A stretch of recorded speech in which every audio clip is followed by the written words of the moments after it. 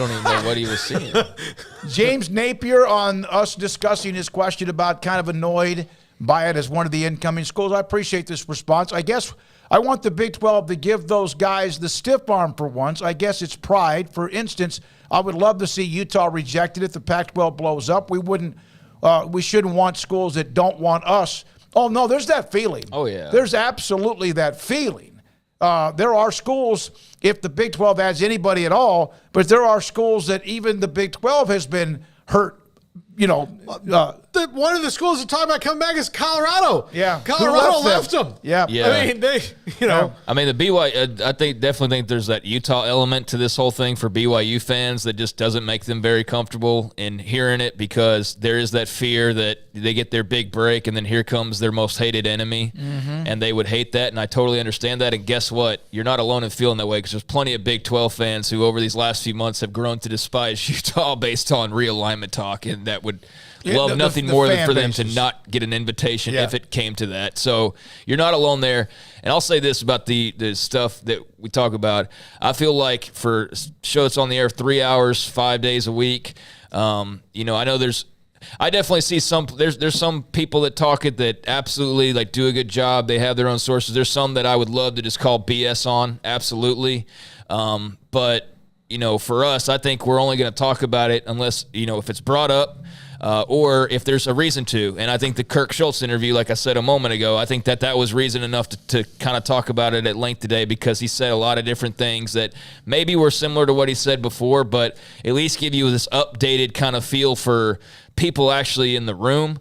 So therefore, I think, that part of it was relevant. But I totally get, when I get home, I'm not going to I totally get the feelings, especially if you're a BYU fan. And, you want to, we're still new. We haven't played a game yet. We still haven't been introduced officially.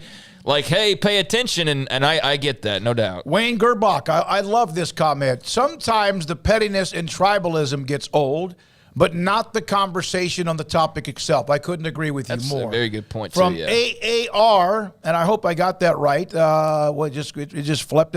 Pac-12 fans, stop complaining. 2 or 3 years ago, all we heard was, will the Big 12 survive? Tables have now turned. That's a fair response by AAR. We appreciate you for that response, too. Well, that's where a lot of the steam comes from, was that, if they hadn't, in so many ways rejected the Big 12 teams to an extent, or, made this alliance at one point in time that fizzled out and made no difference other than for the brief moment it needed to whatsoever, there was this feeling of superiority and looking down when the Big 12 was at its absolute lowest and on both of its knees, just begging for survival. And there was a feeling of being pointed at and laughed at, and especially from that side of the country.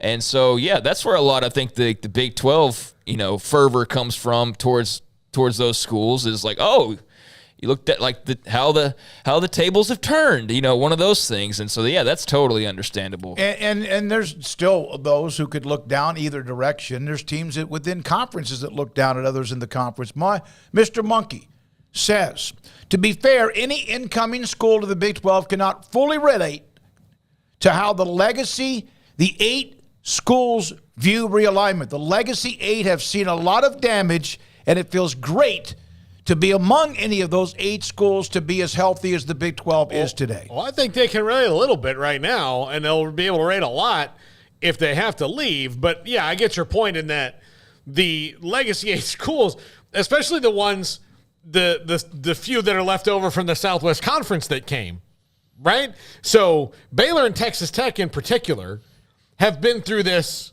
fan bases several times. And then there were some who are now a part of it, Houston and TCU, who have been rejected for a long, long time. TCU finally had the door open, and now UH for starting this year. Yeah, I think it's the fact that they've all been through this so many different times that they're on a different level of survivor mode now, that you feel a sense of pride that you're still sitting there standing after all was said and done, after all of the, Nebraska, Colorado, A&M, Missouri, Oklahoma, they've been dead 17 times in the last 2 decades, and here they are, and there's, not everybody's still around, but there's still a core group that is, and I think there's a feeling of pride over that. Absolutely, that you're still banding together and you're still making it, and not just making it, but you survived what people absolutely thought was the death knell of all death knells with Oklahoma and Texas. Like, it's one thing losing Missouri or Colorado or A&M, respectfully, Nebraska. They survived those too, because you've got Texas and Oklahoma. Now you don't, and how are you going to function? And they found a way to do it again, and not just find a way, but they actually are on the offensive for the first time ever. And they actually have, like, a clear direction and cohesiveness for the first time ever. And so I do think there's absolutely a pride that's grown in the last year over that for the schools that are among the originals or West Virginia, TCU, who have been around now several years. Yeah, it's crazy. And you know what? There'll be something else as soon as whatever the Pac-12 decides they do, or whatever they get done, or whoever might leave or not, or whatever. And the Pac-12, the Big 12, and then next thing you know, in another year or two, who knows what could happen with the other conferences that are just getting bigger, better, faster, and also stronger.